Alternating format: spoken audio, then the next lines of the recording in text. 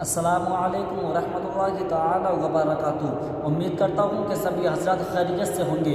آج ہم سید امین القادری صاحب کی ایک بڑی ہی پیاری ویڈیو لے کر کے آپ کے سامنے حاضر ہوئے ہیں۔ اس ویڈیو کو ہر انسان کو دیکھنا ضروری ہے۔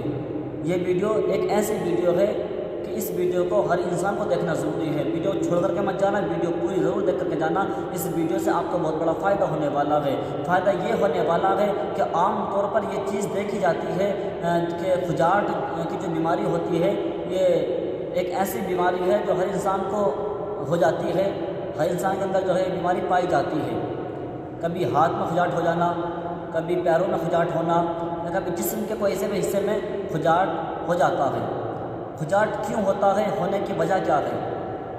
کھجاٹ ہوتا کیوں ہے؟ کھجاٹ ہونے کی وجہ کیا ہے؟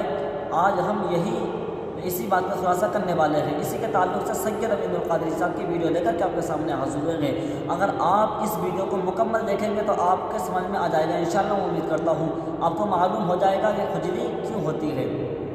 تو ویڈیو چھوڑ کر کے مت جانا، ویڈیو پوری دیکھ کر کے جانا۔ آئیے میں ویڈیو کو شروع کرتا ہوں، مگر اس سے پہلے میں آپ سے ایک بات ضرور کہوں گا کہ اگر آپ میرے چینل پہ پہلی بار آئے ہیں تو چینل کو سبسکرائب ضرور کر لینا، اور کمنٹ میں ضرور بتانا کہ ویڈیو کیسی لگی ہے، ویڈیو اچھی لگی ہے کہ نہیں لگی ہے، اور ویڈیو کو لائک ضرور کر دینا۔ وہ تفسیر خازن میں لکھی ہوئی ہے، ایک کتاب ہے، بہت بڑی کتاب تفسیر کی، تفسیر خازن۔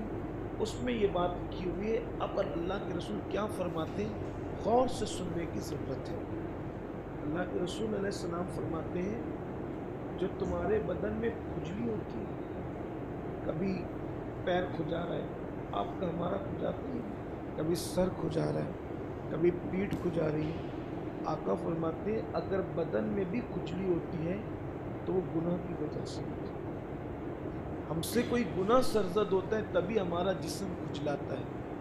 یعنی اب آپ غور کر لیں کہ اللہ نے مومن کو وہ شان عطا کی ہے کہ اگر ہم گناہ کرنا چھوڑ دیں تو کبھی ہمارے بدن میں کھجلی بھی نہیں۔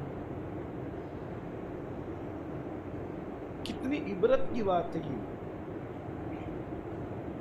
یعنی اللہ کے بندے اس زمین کے اوپر ایسے ہیں کہ کبھی ان کا بدن نہیں کھجلاتا، وجہ وہ گناہ نہیں کرتے۔ بے شمار بندے ایسے ہیں، اور ہمیں جو کھجلی آتی ہے تو اللہ کے رسول علیہ السلام فرماتے ہیں جو تم پر کھجلی آتی ہے، اگر تمہارا بدن کھجلی کرے تو یہ بھی تمہارے گناہوں کی وجہ سے۔ پھر فرمایا کہ کبھی چلتے چلتے تم لڑکھڑا جاتے ہیں۔ ایسا ہوتا ہے اپنے ساتھ کہ ہم چلتے چلتے لڑکھڑا جاتے ہیں۔ اللہ کے رسول علیہ السلام نے فرمایا یہ جو چلتے چلتے تمہارے قدم لڑکھڑاتے ہیں یا تمہارے پیر ڈگمگاتے ہیں تو وہ بھی تمہارے گناہوں کی وجہ سے۔ اس کا مطلب یہ نکلتا ہے کہ اگر ہم گناہ کرنا چھوڑ دیں تو کبھی ہمارے پیر چلنے میں بھی ڈگمگائیں گے نہیں انشاءاللہ۔ یہ مومن کی شان ہے، اور قوموں کی بات نہیں ہو رہی، یہ مومنوں کی، ایمان والوں کی بات ہو رہی ہے۔ دوسری قوم تو کلمہ ہی نہیں پڑھے ہیں تو ان کا تو سونا بھی گناہ ہے، اس نیند میں تو بھی وہ کفر میں تو گناہ ان کا مسلسل لکھا جا رہا ہے۔ لیکن ہم پر معاملہ ہو رہا ہے کہ اگر تمہارے قدم لڑکھڑا رہے، ڈگمگا رہے تو اللہ کے رسول علیہ السلام فرماتے ہیں یہ بھی تمہارے گناہوں کی وجہ سے۔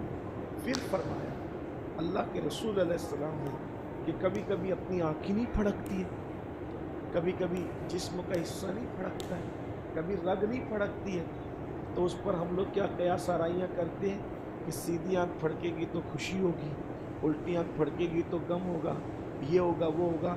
یہ سب غلط سلط باتیں ہیں، اس کا اسلام سے کوئی تعلق نہیں ہے۔ اللہ کے رسول صلی اللہ علیہ وآلہ وسلم فرماتے ہیں یہ جو رگوں کا پھڑکنا ہے، جسم کا پھڑکنا ہے، آنکھوں کا پھڑکنا ہے، یہ بھی تمہارے گناہوں کی وجہ سے۔ یعنی اگر انسان گناہ کرنا چھوڑ دے تو کبھی اس کی آنکھیں بھی نہیں پھڑکے گی۔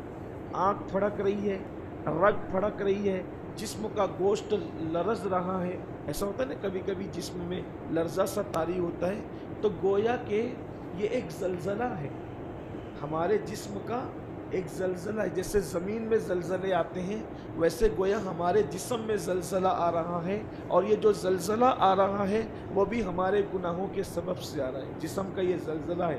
آقا فرماتے ہیں جو رگیں پھڑکتی ہیں تمہاری وہ بھی تمہارے گناہوں کی وجہ سے۔